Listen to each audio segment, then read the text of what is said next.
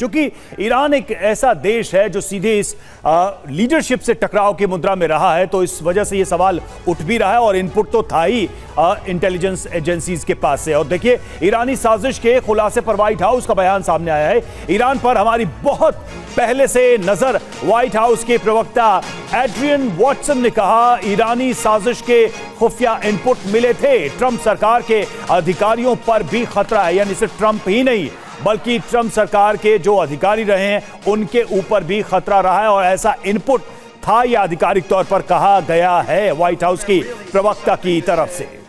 हालांकि सीधे information wall का भी आगे हम रुख करेंगे, क्योंकि व्हाइट हाउस के एक्शन को लेकर इस वक्त जिस तरीके से खबर आ रही है उसमें महत्वपूर्ण है ये बात, जहां ये साफ तौर पर कहा जा रहा है कि ईरान की हर हरकत पर हमारी पैनी नजर है। इंफॉर्मेशन वॉल पर वही पॉइंट्स और डिटेल्स आपके सामने, क्योंकि ये जो व्हाइट हाउस की प्रवक्ता की तरफ से बयान दिया गया है इसी आधार पर आगे सवाल करेंगे, जहां एड्रियन वॉटसन ये कह रही है कि ईरान की हर हरकत पर तो हमारी पैनी नजर है, वहीं ईरान ट्रंप की हत्या की साजिश रच रहा है। इसमें साजिश के तहत इंपॉर्टेंट यह है कि कासिम सुलेमानी की हत्या का बदला ईरान लेना चाहता है, और ये बहुत इंपॉर्टेंट ग्राउंड के आधार पर रवि बात कही जा रही है। बिल्कुल, ट्रंप सरकार के अधिकारियों की हत्या की भी साजिश है, ये भी इनपुट है, और राष्ट्रीय सुरक्षा पर खतरा मानते हुए हमारी इस पर पैनी नजर है। ईरान की तरफ से हर मूवमेंट पर पैनी नजर है। चतुर्वेदी सर, अब सवाल यही उठता है कि ईरान ऐसी बिल्कुल नाजुक स्थिति में, आप देख रहे हैं मिडिल ईस्ट में क्या चल रहा है, इजराइल बिल्कुल तैयार बैठा है और एक बड़ी लड़ाई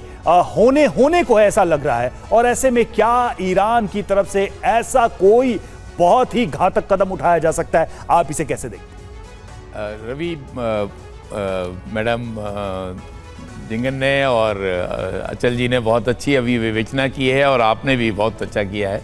मैं समझता हूं कि ये जो एक इंफॉर्मेशन वॉरफेयर का जिसका सुरभि ने थोड़ी उल्लेख किया था, वही हिस्सा है, क्योंकि जिस तरह से ये एक चाकू लेके एक आदमी पहुंच जाता है, अगर उसको असैसिनेशन करना पड़े, unless it's a suicide bomber, तब तो वो क्लोज रेंज पे जा सकता है, नहीं तो चाकू लेके कोई भी आदमी जो अपने टारगेट के पास क्लोज रेंज पे नहीं, वो हमेशा पिस्टल या लॉन्ग रेंज टेलीस्कोपिक राइफल्स वगैरह का इस्तेमाल करेगा।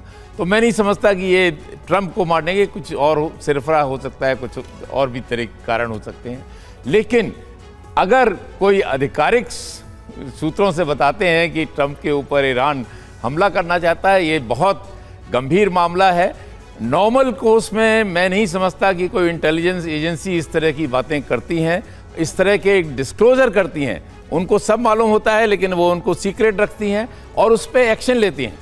ये तरीका जो जिस तरह से उन्होंने पूरे विश्व को बता रहे हैं, इसमें कोई सोची समझी रणनीति है जो कि उनके रिलेशनशिप के ऊपर भी हो सकता है। इस बात का जवाब ही नहीं मिल पा रहा है, क्योंकि अगर अभी तक की जांच के बाद इंफॉर्मेशन है तो सिर्फ ये 20 साल का युवक मैथ्यू, और उसे उसी वक्त एक्शन लेते हुए ढेर कर दिया गया। लेकिन साजिश अगर है तो किसने रची और क्यों?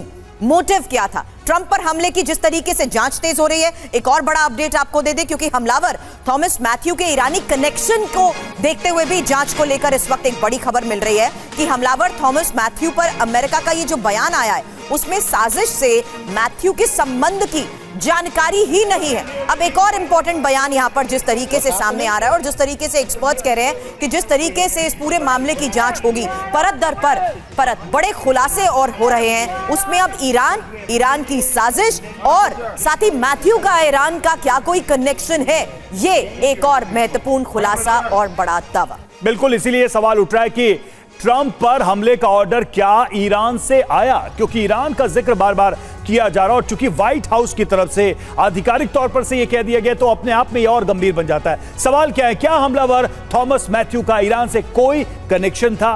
क्या ट्रंप पर हमले के लिए मैथ्यू को ईरान से कोई आदेश मिला था?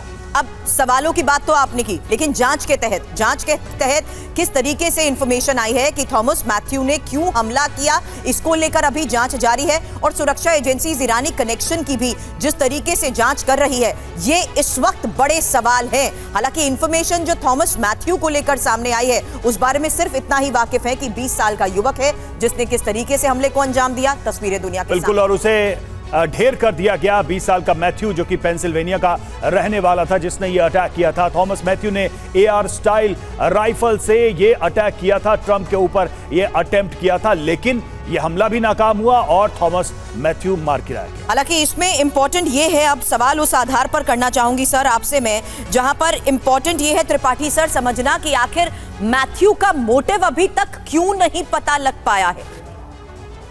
देखिए, मैथ्यू का जो मोटिव अगर आप देखें, जो न्यूज़ चैनल्स 2-3 दिन से अमेरिका के भी कहे जा रहे हैं, उनका यही कहना था कि ये पहले रिपब्लिकन पार्टी का ही था, पहले उसमें उनके साथ काम किया है, वो इन्फ्लुएंस था ट्रम्प से भी, और इस समय एक बाय को इतना अगेंस्ट हो गया, ये थोड़ा समझ से बाहर है। दूसरी चीज़ इसमें आ रही है कि जो लोगों ने वहाँ देखा, उनका कहना था कि ये जो है जब क्रॉल करके छत के ऊपर से जा रहा था तो कुछ लोगों ने ऑलरेडी पुलिस को वहाँ जो डिप्लॉयड थे इन्फॉर्म भी किया, लेकिन इसको इग्नोर कर दिया गया। अब ये 2-3 चीज़ें ऐसी मिल रही हैं, उसको मार डाला गया, उसके बाद उसका बाकी कनेक्शन का पता नहीं लग रहा है। तो ये अभी तक 3 दिन हो गए, लेकिन ये खबर सामने नहीं आ पा रही है कि वजह क्या थी, कारण क्या थे। अभी जो है जो ईरान का कनेक्शन लाया जा रहा है, ईरान में अभी नए राष्ट्रपति बने हैं, उन्होंने शुरू में ही बोला है कि वो अपना संबंध सुधारना चाहेंगे अमेरिका से।